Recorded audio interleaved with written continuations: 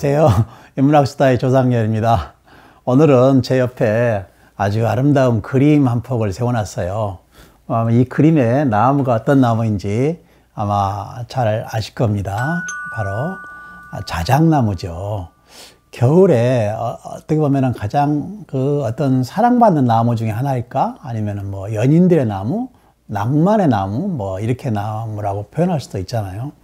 저는 이 자작나무를 보면은 그 시인 백석의 백화, 그 자작나무라는 시가 생각이 나요. 그래서 어렸을 때 좀 외우고 그랬었는데 요새 다시 한번 좀 외워볼까 합니다.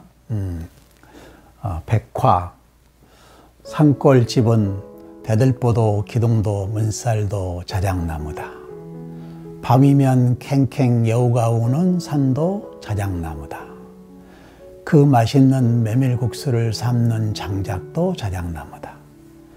그리고 감로 같은 단우물이 솟는 바구물도 자작나무다.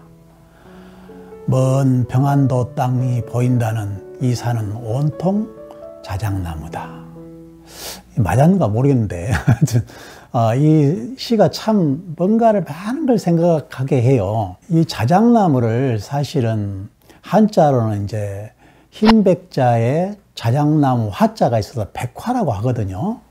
제가 좀 써볼까 하는데 한자가 조금 어려워 보여요. 그래서 이 나무 목자에다가 그 다음에 이렇게 풀초를 올리고 이렇게 써서 이게 자작나무 화자예요.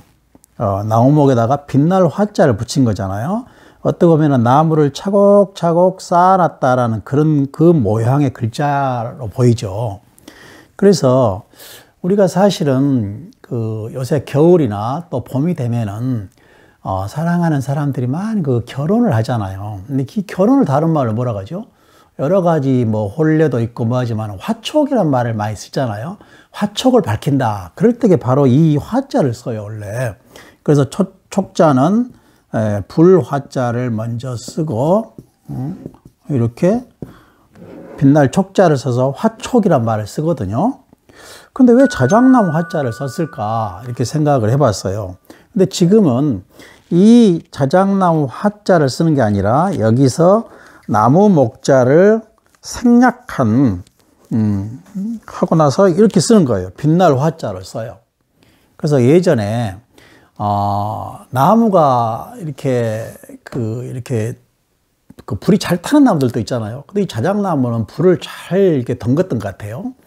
그래서 불이 좀 귀한 그 시대에 자작나무 껍질을 벗겨가지고 거기다가 유황을 이렇게 바른대요. 그래가지고 부싯돌로 이렇게 해가지고 이제 불을 일어나게 해가지고 등불을 이제 켠대서 아마 이 화자가 만들어진 것 같아요. 그래서 결혼이라는 것은 뭡니까? 어둠을 물리치고 밝음을 오듯이 바로 그 밝은 가정을 이룬 것처럼 그래서 아마 화촉을 밝힌다 그런 말을 썼던 것으로 알고 있어요. 이 자작나무는 백석의 시에서처럼 꼭 낭만적인 것만 있는 것은 아니에요. 우리 실생활에 있어서 굉장히 유용한 나무가 바로 이 자작나무거든요. 이 집을 짓는 기둥이나 문살도 다 이렇게 쓰기도 하지만은 또 가구를 만드는데도 굉장히 유용하게 쓰였다라고 그래요. 그리고 또 그 껍질, 하얀 껍질을 갖다가 벗겨가지고 거기다가 글도 이렇게 막 쓰고 또 거기다가 그림도 이렇게 또 그리기도 하고 그랬다라고 그래요. 그 그림의 소재는 또 이렇게 나무를 태우고 난 숯을 가지고 이렇게 그림을 그렸다고 합니다. 여러분 경주에 그 천마총 가보셨죠? 그 천마총에 천마도가 있어요. 천마도 그림도 역시 자작나무 껍질을 이용해서 그림을 그린 거라는 것은 잘 알려진 이야기이기도 하죠. 그래서 이 자작나무는 굉장히 소중한 그런 역할을 해준 거 있는데 특히 러시아 그 슬라브족들 있잖아요. 이런 사람들은 자작나무를 신이 내린 나무다 이렇게 생각하기도 하고 그리고 사랑의 나무다 이렇게 말합니다. 그래서 사랑하는 사람한테 이 자작나무 껍질에 글을 써서 보내면 사랑이 이루어진다. 그래가지고 거의 연애 편지 같은 것은 바로 이 자작나무 껍질에다 썼다라고 그래요. 혹시 그런 생각이 있는 분들은 또 자작나무 껍질을 많이 활용해 본 것도 좋을 것 같습니다. 근데 사실은 우리가 자작나무 숲을 좀 가보신 분들 계시죠? 이 자작나무 숲은 사실은 자생지가 우리나라에는 거의 자생하지 않아요. 그래서 이제 인공조림이 많은데, 원래 북한이나 만주, 러시아 또는 북유럽 요 일대에 굉장히 이 추운 그 영하 20도 이하 막 이런 데서 그냥 그 서식을 하거든요. 자작나무는 자신을 지키기 위해서인지 몰라도 몇 겹의 꼭 붕대를 갖다가 감고 있는 것처럼 보여요.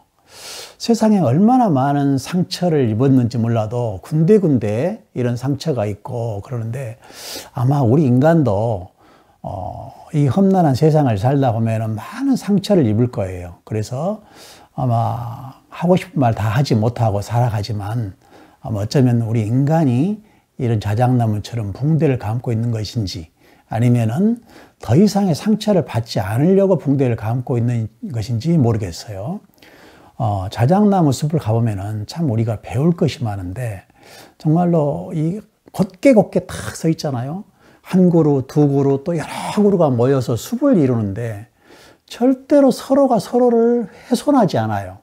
그래서 서로 공존과 어울림의 미학을 제대로 보여주고 있거든요.